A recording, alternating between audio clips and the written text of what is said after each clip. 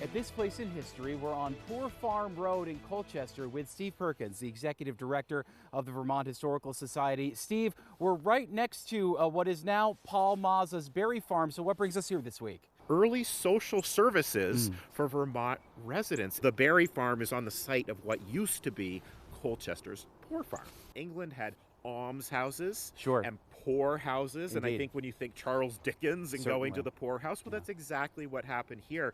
There weren't statewide services, and so all of that responsibility was put back on town municipalities.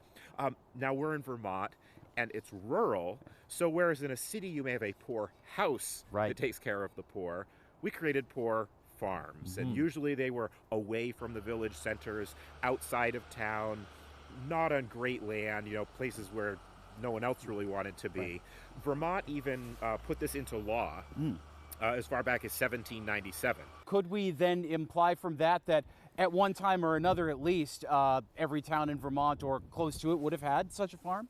They may not have had the facilities of a farm, Mike, but they all had an overseer of the poor, which was a town office. And so early on, what the overseer of the poor would do is they would, if somebody needed help, they would assign them to a farm or a home of somebody in town. And over time that got abused, and it was almost like slavery, that the overseer would receive funds for placing the poor at a farm to work as an indentured servant for a period of time until their debts were paid off. And I think that was a real problem. And so that's why towns started to create these institutions. They started to become this place where the sick and certainly the mentally ill and the elderly all ended up. There are almost 100 of them throughout the state of Vermont by the 1880s. It would probably surprise a lot of people to learn just how long many of them existed.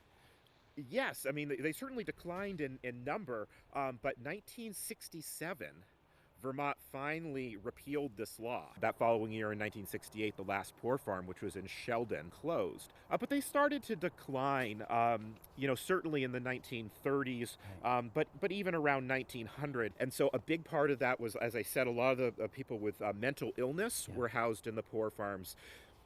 We started to see the Vermont State Hospital open in Waterbury in the 1880s, the Brattleboro Retreat around the same time. And so the poor farms more and more became almost like elderly housing. They almost became nursing homes in a way. But then in the 1930s, Social Security was enacted. Now we get to the 1950s, 1960s, and there are even more federal programs.